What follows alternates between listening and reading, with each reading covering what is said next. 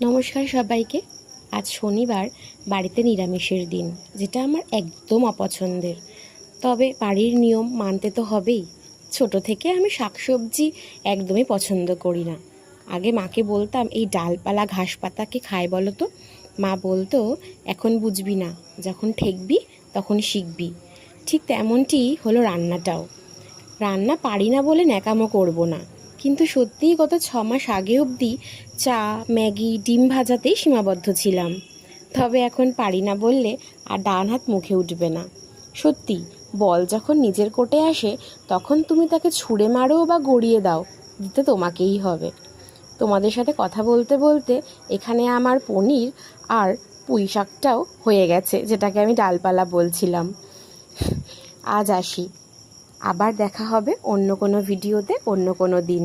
সবাই ভালো থেকো আর সাথে থেকো।